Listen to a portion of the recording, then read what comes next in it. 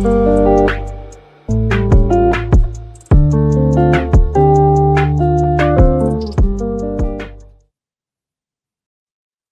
อสูงค่าพี่น้องผู้ดอมยินเสียงใต้ตีนับยำกูจอกูปาแก้มหลีกตังสายลมอีกปาดังขาวลุงแรงเปิงไหลมาหบโทบหบยากันกว่าแถงวันหนึ่งเขาย้อนหาตังหักเมตตาตังนิมใจตังโจมเสือมนเปียวตีลูกตีเถาลาพลาเป็นเจ้าเขาขามาโตขอดเพียวถึงและจุดตาอาสาของเขานั่นนาหอนาเฮือนนั่นนาทีการงานของเขาขากว่าหังผ่าหังมันเสียกรรมค่ะมีวันหนึ่งค่ะพี่น้องก็ถามข่าวลุงแรงเปิงว่าก็ปือสังเลยค่ะมึงมีความว่าก็ปือสังนั่นน่ะมันป้องว่าหลูมีความตอบป้าค่ะเนาะก็ปือสังก้นดังกำผาโลกะกูเจ้าคือไหนกันนะพร้อมอยู่ดาเซปูนดาเดเฮ็ดวัดกูกวายอันทอดอันญาติกูเมียวเมียวพร้อมค่ะนะว่าอันทอดอันญาติเมียวแล้วเนี่ยพร้อมที่จะคาบขามเอามาเฮ็ดวัดกูกวายกุยกะก็ปือสังก้นหับขามเอาพระเป็นเจ้าเยซูคริสต์นะครับก้นโลกาในค่ะนะพร้อมปุนดาได้หับขามเจ้าพระกูป้าค่ะหรือเสเจ้าเยซูคริสต์ในค่ะนะก็ปือสังขลานะพี่น้องค่ะก็ปือว่าเพราะว่าหับขามเอาเจ้าเยซูคริสต์ป้อไหนจังเตไลจุนพระมาได้เป็นหูนางสร้างทูตเจ้าพระตุคุณผีคุณสางติเลยจุนดังเสียงก็ปือสังป้อไหนจังก็ปือว่าก้นเฮาขาใครมีพระป้าเหลียวค่ะหรือสินั่นมันก็ใครจุนแบบพระต่างสู่ต่างป้าตีโกนยามเฮ็ดวัดกูก่อยมาอันนี้ก็เป็นรองหนึ่งค่ะนะในวันมื้อนี้เฮาก็ได้สืบเห็น2ขุนหัวค่ำคาน21ถึง22ข้อที่1ถึง11ค่ะเนาะคาน21ถึงคาน22ข้อที่1ถึง11ค่ะที่ไหนค่ะที่เป็นความตอบปุณตาเฮาค่ะว่าก็เบอร์สังโกนพร้อมปุณตาได้เฮ็ดวัดกูก่อยพระอันทอดอันญาติว่าเป็นพระสึงจึงวันเมืองละกุ้ยกะหรือสิพระเยซูกันนั่นกุ้ยที่ก้นหาบกันนะก็บอกว่าปอหาบมันจะว่านั่นน่ะมันหลุไหลเถียงไปตั้งเสียงกันน่ะเนาะเขาคำมาสืบไหว้เสียเจ้ามุญญาคุณหอคำเฮสกี้ค่ะคุณหอคำป้าเนี่ยไหลล่มหายตายกว่าเจ้ากันนะมีลูกใจของมันที่มีชื่อว่าคุณหอคำมานาเซเนื้อปุ่งหางเนี่ยค่ะเขาก็ติไหลหันมีอยู่3รอง3เมลที่เนื้อกลางเนี่ยเป็นเจ้ามุญญาคุณหอคำมานาเซตั้งปัดล้อแผดของพระเป็นเจ้าที่อยู่ภายใต้มือเขาค่ะนะครับเป็นคุณหอคำโยซิยาเนื้อปุ่งเนี่ยครับมีเจ้ามุญญาคุณหอคำ3ป้าอยู่ซ้อมกันว่าเสคุณหอคำเฮสกี้เลยล่มหายตายกว่าที่เป็นคุณหอคำที่มีตั้งอันโตทบตาหันตั้งหักและพุงดันโคตั้งใหญ่แมดของพระเป็นเจ้าเนื้อตั้งอันจอยแถมเวียงเยรูซาเล็มเฮาป่นเสตั้งอันคุณหอคำอาซียาเตมาตึกโตกันกุยกะมือพระเป็นเจ้าเฮาปลอแพทย์อิสายาลาติเขาว่าเฮาจัดการวานเมืองสู่เฮายาเฮาตูก็ปือว่าสุติตายย่อมลุกขึ้นรีบมาพี่น้องค่ะนักกะป่านั่นค่ะนะโกนเฮาค่ะมีตั้งถังเถิมเนื้อรองดังอันวายเสตายย่อแต่มีแทงอาสากหนึ่งก็ปือว่าไปมีพลาคติตายย่อลูกกำลังตายขึ้นรีบมามีพี่น้องก้นหนึ่งลาดว่าตัวหนังกะปานเฮาเลยเจ้าเยซูคริสต์ลูกกำลังตายย่อก็สานขึ้นมือกว่าเมืองกลางหาวเจ้าเยซูขึ้นลิฟต์มาเนี่ยลูกล่างตะเปเจ้าหวังก็ยังมีตั้งถังเทิมอยู่ว่าว้ายเสียตายกว่าเยอะสองเตเลยมืออยู่จอมเจ้าเยซูห้านะครับอย่าไปว่าก้นกาปานนั่นกุ้ยนะครับคุณโฮคัมเฮซกี้มือเลยหู้ว่าพระเป็นเจ้าเด็ดซิมมันห้องให้มันลาติพระเป็นเจ้าว่าคาหักเจ้ากำจ้างจอมหนังปิ้งหยับเจ้าสุกปอดล่างสึงจึงวันเมืองยูตาเนี่ยเฮามดสั่งข่าวสายก็ป้ากนมาเฮ็ดวัดกูก่อยเจ้าขาขึ้นข้าเลยเฮ็ดดีต่อเจ้าเฮาหมอกกันได้เนี่ยพระเป็นเจ้าเลยยินเสียงมันแล้วก็เลยหันน้ำตามันพระเป็นเจ้าปันอาสากมันแทง15 ปีพี่น้องค่ะหวังก็ว่า เพราะว่ามันน่ะย้อนอาสากมันแทง15ปีน่ะมันได้หลีกะก็บ่สังคะก็เพราะว่าคุณหอค่ำมันน่ะเสร็จที่ได้สืบนั่งห้างนั่งหอเป็นคุณหอค่ำของเมืองยูตาห์กว่าเนี่ยเป็นลูกของ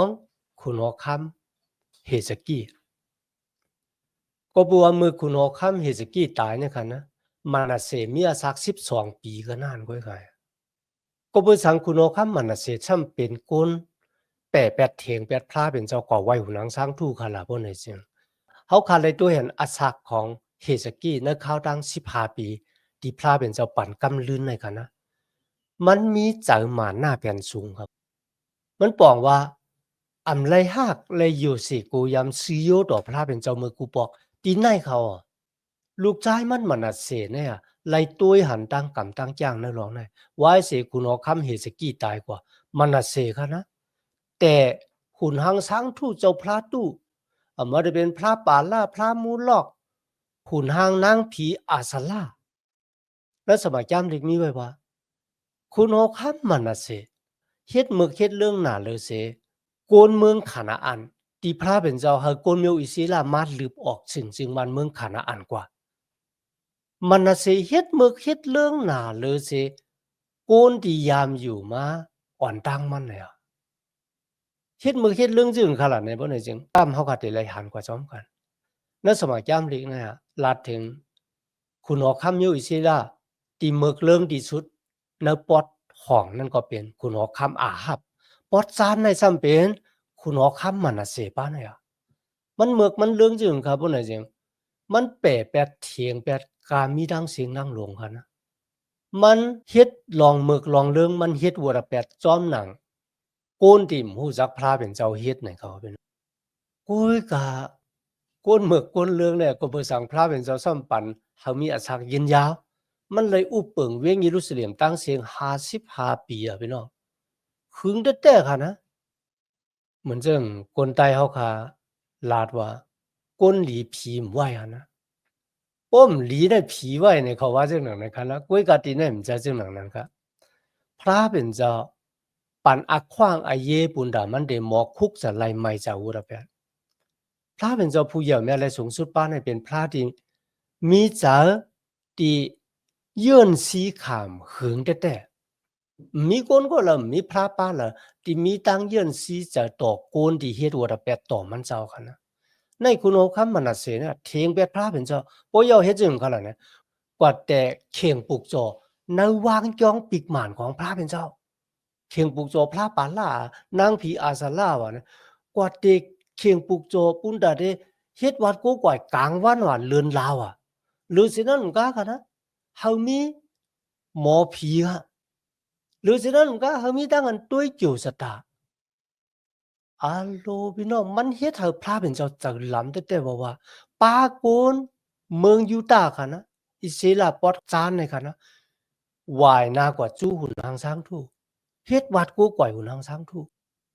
จ้องปีกหม่านที่พระเป็นเจ้าปันกติสเจ้าไว้ที่โซโลมอนดังขุนหอกคำดาวิดค่ะนะว่าตาของเฮาใจของเฮาติอยู่เหนือเวียงเยรูซาเล็มติอยู่ในจ้องปีกหม่านของพระเป็นเจ้าน้อยขิงได้อะ มันเอาหุ่นหางสังทู่นางผีอาสลากว่าเช้าไว้ในกองปีกหมานพระเป็นเจ้าแต่เข่งปลูกโจของพระต่างป้าที่ปู่หมอนมันย้ำหู้จักในคันเอากว่าไว้ในกองปีกหมานพระเป็นเจ้าอันนั้นเป็นตั้งเมือกตั้งเรื่องแต่ๆกันนะมันจังจองปีกหมานของพระเป็นเจ้าหรือเช่นนั้นก็มันเคยหู้ลองของพระเป็นเจ้าพี่น้องค่ะในวัดเหมือนในก็เหมือนกันหลายก็จังจองปีกหมานของพระเป็นเจ้าหันจ้องปีกหม่านของพระเป็นเจ้ามีเสาลักว่ากาบอยู่ที่นั่นนะวางก็ในถมน้ำลายเสือนะมืดและยินลองของเจ้าหญิสู้เนี่ยปีกหูกำเหลียวก็มีนั่นอย่าไปว่าโกนดิมยามไรหู้ลองของพระเป็นเจ้าค่ะนะในปู่มอนของเขาในเฮ็ดวัดกูก่อยพระเป็นเจ้าเลยหันตั้งหักเลยพุงดันโคตั้งจอยแถมของพระเป็นเจ้าเฮ็ดเธอปู่มอนของเขาฮู้ว่าลือสีมันเจ้ามีพระต่างสู่ต่างป้าไหนน่ะ พี่น้องค่ะลูกหลานของก้นหยุ่มมัดตำเจอเนื้อพระเป็นเจ้าย่างเถียงแปดพระเป็นเจ้าก็เพื่อเรื่องนั้นนะวันเมื่อในพวกเขาก็เป็นลูกล่างตะเปเจ้ากันนะเมื่อกว่าเขาลัดราดังเจกชอด ก้นดีมยามเลยยินรองของเจ้าเยซูยามเลยหู้รองของมันเจ้ามือเขาเลยยินเยาเขามีตังจังเขาใครยินไหนแน่นะอย่าไปพมเจอเล็กเจออ่อนเขาหู้ไว้ว่าตอนนั้นโกนมิวอิสราที่พระเป็นเจ้าเลือกเก็บมามีศึกปืนที่เตรียมหมายไว้มีปอยธรรมา3ปอยปัสกาวะตั้งอันอยู่ซุ่มเทงว่าตั้งอันหลู่มาเข้าห้องเข้าอันมามีปอย3ปอยในปุ่นได้ฟังสติเขาว่าพระเป็นเจ้าผู้เยี่ยมแม้และสูงสุดเป็นพระเป็นเจ้าของเขาเป็นพระผู้เยี่ยมแม้หรือเสพระกูป้าในกำผาโลกาลงไหนอ่ะเขายังเทียงไปพระเป็นเจ้าพี่น้องค่ะอาโลคุณหอคำมันน่ะเสก็เนี่ยมึกเรื่องหนาเลยเสกูนกูเจ้าคือตียามอยู่นะแลนดินคานาอันตีพระเป็นเจ้าเฮาปู่มอนเขาลืบออกเมืองคานาอันกว่าทีนี้ค่ะเฮาสืบด้วยดีข้อที่10ถึงข้อที่15พระเป็นเจ้าส่งปะโลแพทย์พระเป็นเจ้ามาจูมันน่ะเสเขาเมื่อเลยเฮ็ดวัวแปดต่อพระเป็นเจ้าวัวแปดตีลีหังเอเสนามันเอาลูกของมันค่ะนะลูกใจมันเนี่ยเอากว่าเผาลูกขุนหางช้างทู่ของพระมูลอกค่ะพี่น้องพระกินโกนค่ะนะเขาได้ใส่ไพ่ซ้อมหนังที่พี่น้องค่ะหันปุ่งหางในขิงในค่ะนะตัวโป้มือของขุนหางช้างทู่ตีอาไว้อยู่นั่นค่ะนะมันแหลงจองห้องย่อเขาเอาลูกอ่อนแหลงเนี่ยใส่เข้ากว่าที่องค์มือของขุนหางช้างทู่นั่นน่ะอาโลพี่น้องเฮาค่ะพระผู้เยี่ยมแม้และสูงสุดนั้นยามเฮ็ดจังหนังในดีโกนโอ้ยกะขุนหางช้างทู่พระมูลอกพระป่าล่าทั้งหลายเนี่ยย้อนกินโกนลิอามแต่ค่ะนะเจอโกนเหมือนเจอลิงค่ะใครพระแจดพระหมันใครพระตู้ครับพี่น้องค่ะปลอแพทย์มาจูขุนออกคำมันน่ะเสียเอากับปืนขาวค่ะนะพระเป็นเจ้าเตจีอย่างปันตามเมืองยูดาห์เหมือนเจ้าหนังที่มันเจ้าเลยจีอย่างปันตามเมืองอิสราปอดหอม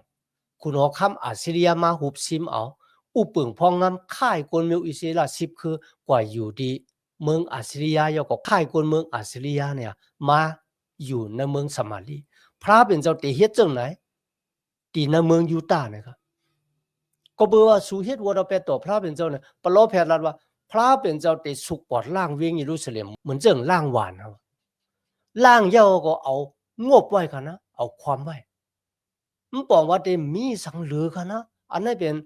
ตั้งอันจีอย่างที่พระเป็นเจ้าเฮาปลอแพทย์มันเจ้ามาลัดนี่คุณเอาคำมันน่ะสิ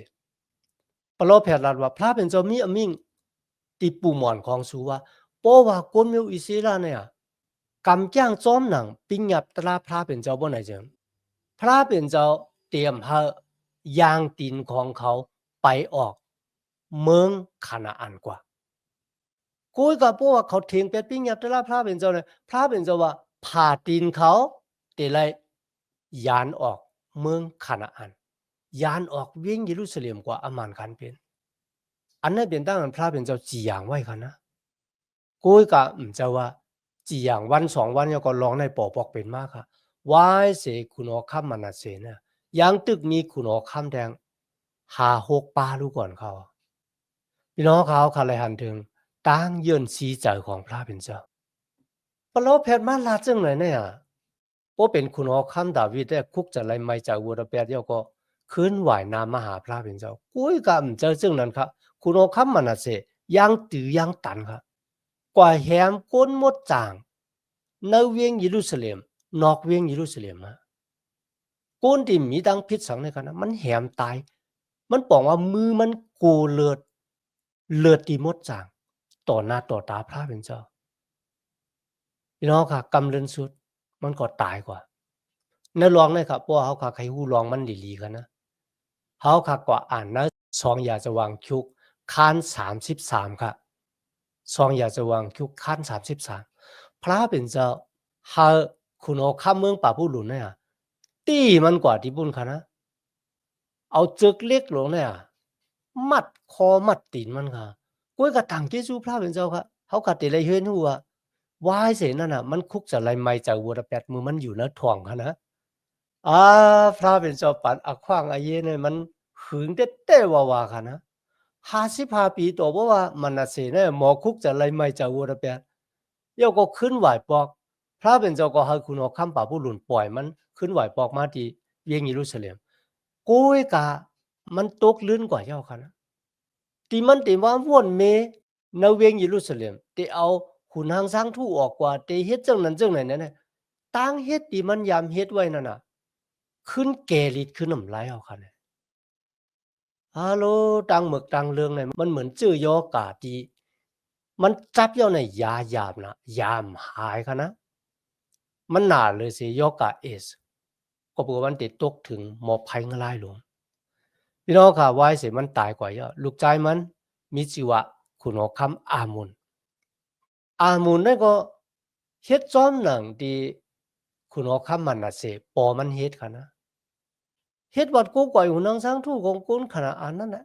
โลพี่น้องจ้อยเตจ้อยบานะกุนดังหูนางช้างทู่เลยมันเป็ดจ้อยอะฮู้ตีมามันอยู่ว่าเผาเฮ็ดอะกุนเฮ็ดอะในฮู้แล้วว่านะไผใหม่เฮินไผใหม่จองมาเผาค่ายมันน่ะมันค่ายกุนเนี่ยกุนค่ายมันเนี่ยก็ฮู้อยู่แล้วกุยก็กุนเป็ดจ้อยแต่จ้อยว่าค่ะ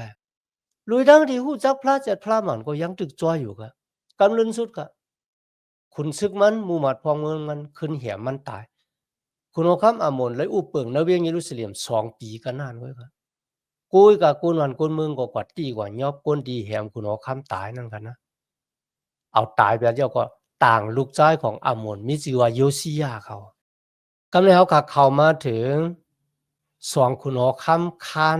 22เขาคุณเอาคำคาน22ข้อที่1ตัวบ่ถึงข้อที่2ในลัดถึงตั้งอันคุณเอาคำโยซียาขึ้น3ห้าง3หอมือมันลึกมีอาศัก8 ปีครับมันบอกว่าลูกมีโกที่อู้ปึงพองงำต่างมันกันนะหน้าต่างแตบตัดสินใจภายการเมืองภายการซึกอะกูลองให้กันนะก็บัวล้วน8 ปีนั่นใบมอเฮ็ดสังกันลูกที่ไหนค่ะเขาต่างเกจูพระเป็นเจ้าปะล้อเฮกหลงมีชื่อว่าฮีลักคีค่ะเป็นก็ที่ปันทางแก้มเจ้ามุนเหยาคุณออคำโยซียาในสมัยแก้มเด็กแต้มหมายรองเขาว่าโยซียาเฮ็ดสร้างรองตั้งอันหลีเป็นที่เป้งพอใจในสายตาของพระเป็นเจ้ามันไปจอมหนังเส้นตางปู่หมอนมันดาวิดไปนะครับอันนั้นก็มีทั้งอยู่สิกูย้ำมีทั้งหักมีทั้งซีโอต่อพระเป็นเจ้ามีทั้งศึกษาจำเจออันดีจอมพระเป็นเจ้าพระเป็นเจ้าเจ้าเฮ็ดที่สังก็เฮ็ดหมดนั่นค่ะนะในข้อที่3ถึง7ค่ะนะในปีที่18คุณออกคำโยซียาเนี่ยสั่งปะล้อเฮกเฮาเมกูเมเฮ็ดย่องปิกหมันของพระเป็นเจ้าเขาเฮ็ดจึงขนาดว่าไหนเจ้าในวันนั้นน่ะโกนดีกว่าเมเฮ็ดย่องปิกหมันของพระเป็นเจ้าที่มันกว่าแห่งค่ะนะเขากว่าญาปิญาตลาพระเป็นเจ้าปะล้อเฮกลงที่ตะขี้ค่ะนะเอาปิญาตลาพระเป็นเจ้าได้กว่าปันสาพานก็เอานำคำตลาพระเป็นเจ้าเนี่ยกว่าอ่านในเจ้ามุนอย่าคุณหอคำโยซียาค่ะมีอยู่ในข้อที่8ต่อพอถึงข้อที่11ในค่ะนะเมื่อโยซียาเลยยินขอความของพระเป็นเจ้าในปิญาตลาพระเป็นเจ้าอาจจะเป็นจ้ามันโฮตลาในค่ะนะมันสิกชื่อคู่คุณหอคำของมันเขาตั้งอันสิกชื่อคู่คุณหอคำในมันมีอธิแปลว่าจังกันนะ